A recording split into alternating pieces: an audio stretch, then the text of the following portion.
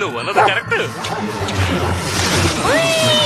అందరూ గట్టిగా పట్టుకోండి.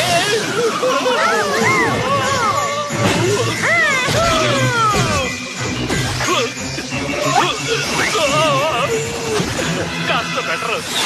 మనం ఎగురుతున్నాం. ఇది శాంటా స్లైడ్లా ఉంది.